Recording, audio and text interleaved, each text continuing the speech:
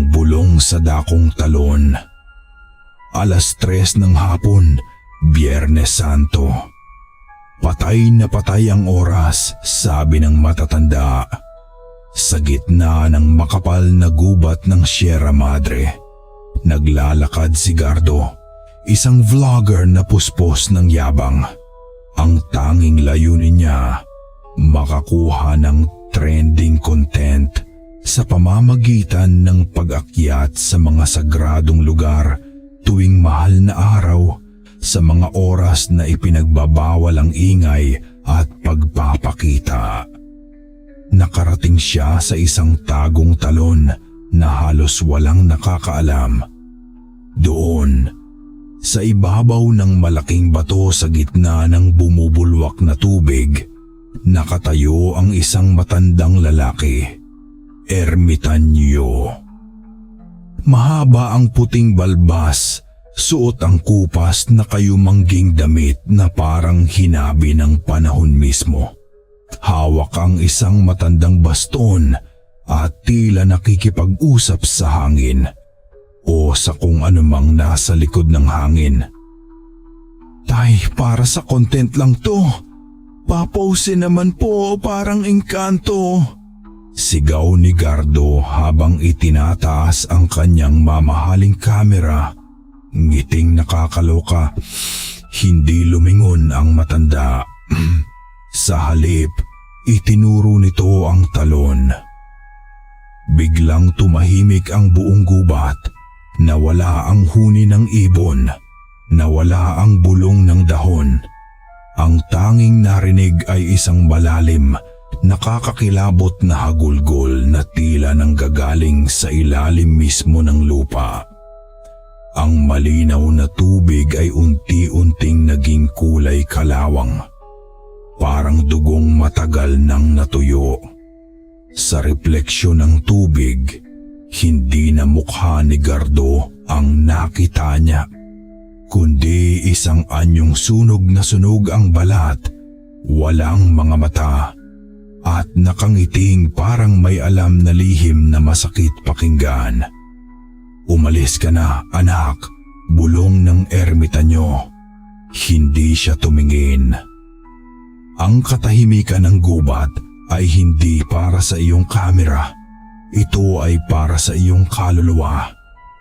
Tumawa si Gardo.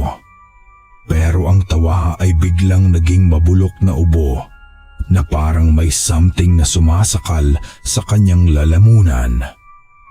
Sa paligid ng ermitanyo, lumitaw ang mga anino, mga dilim na hugis ng mga taong matagal nang pumanaw, mga manlalakbay na tulad niya, mga walang galang sa banal na oras. Unti-unti silang lumapit at nagsimulang humila sa mga paa ni Gardo pababa sa malamig, madilim na tubig. Tulong! Sigaw niya. Pero walang tunog na lumabas sa kanyang bibig. Ang kanyang kamera ay biglang nag-init, nagliyab sa kanyang kamay.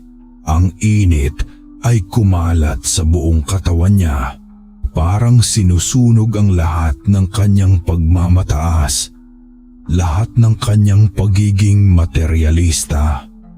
Sa gitna ng matinding takot, biglang naalala ni Gardo ang lahat. Ang mga panahong nilimot niya ang dasal. Ang mga sagradong araw na ginawa niyang palabas para sa likes at views.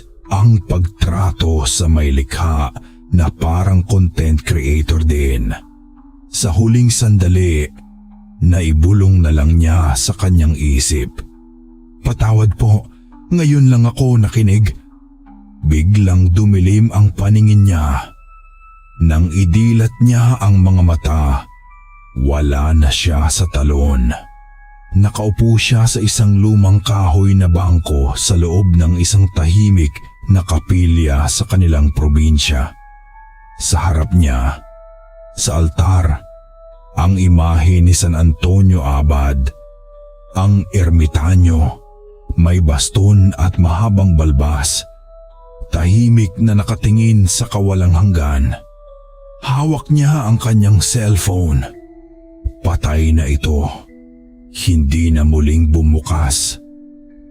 Sa paligid, tanging ang mahinang ingay ng bentilador at ang mahinang dasal ng ilang deboto ang naririnig. Walang camera, walang content, walang ingay. Minsan, kailangan nating takutin ng ating sariling konsensya upang mahanap ang tunay na katahimikan. Ang Semana Santa ay hindi panahon para sa content o para ipakita sa mundo kung nasaan tayo.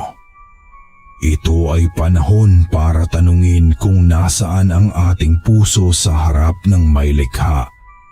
Ang pinakamahalagang paglalakbay ay hindi ang pag-akyat sa bundok o paghanap ng magandang anggulo sa talon. Ito ay ang pagbabalik sa loob ng sarili, sa sobrang ingay ng mundo at social media. Madalas nating nakakalimutan makinig sa bulong ng ating kaluluwa.